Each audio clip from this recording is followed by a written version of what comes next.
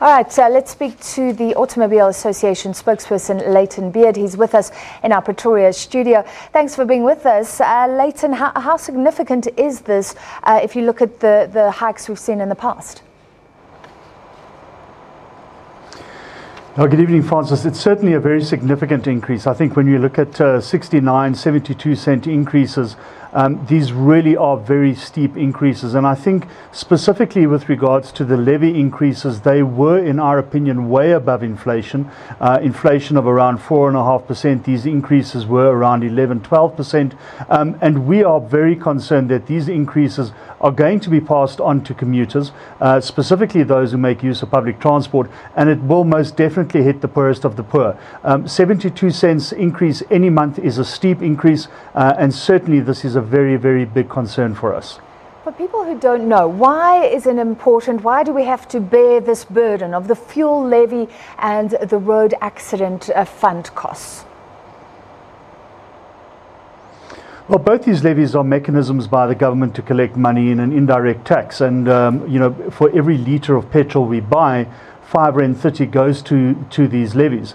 1.93 Rand goes to the Road Accident Fund levy, which is used to compensate victims of crashes, and then the rest goes to the general fuel levy. And that money collected from that levy goes into the National Treasury basket and can be used for anything that the Treasury deems fit. It can be used to build schools, it can be used to buy, build hospitals. It doesn't have to be used for anything transport related.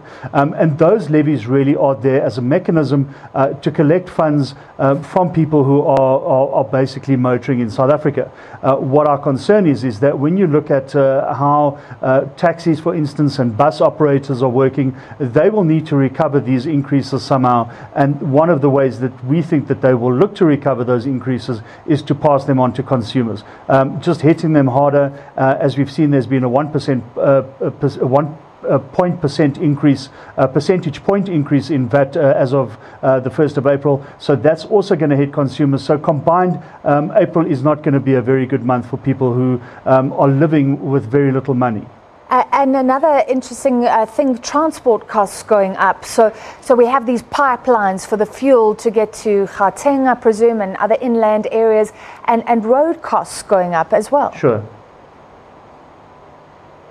Yeah, 10 cents a litre for the Gauteng users. And again, I mean, just the combination of all of these increases at this time really are putting a lot of pressure on consumers. Consumers, as we know, are already very cash strapped.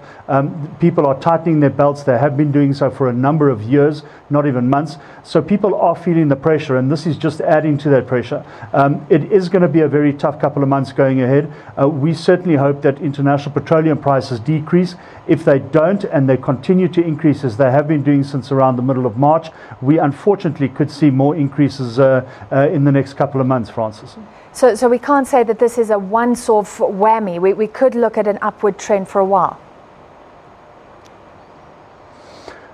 Well, look, I mean, I think we need to bear in mind that we would have had an increase going into April in any case, had it not been for the fuel levies. There would have been an increase anyway, and that was as a result of the increased international petroleum prices.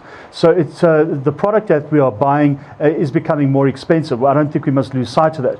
What I do think we need to remember is that the bulk of this increase has been made up of the levies. Going into May, it may be smaller, but there may be an increase nonetheless. Obviously, we'll know a little closer to the middle of the month, and then towards the end of the month, a clearer picture will develop. But I think it is fair to say that if it does go up, if it doesn't go down, it may go up even marginally. Yeah.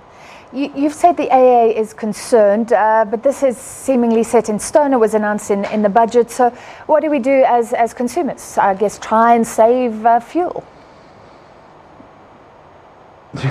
Yeah, absolutely. I think one of the most important things that we can tell consumers is that if you can avoid using your vehicle and instead walk or cycle, then obviously try and do that. You may want to make use of public transport if it is cheaper in your area. One of the things you may want to try and do is to avoid the early morning or late afternoon traffic. And then any savings that you can realize, obviously keep them for those months when the petrol price is going up again. It is a very tough environment, Francis. Dishing out advice is equally tough. But if you can save fuel, maybe carpool, get your kids to school in a carpool, there are various things that people can try and do to minimize their fuel spend. All right, thank you very much, Layton Beard from the AA, the Automobile Association.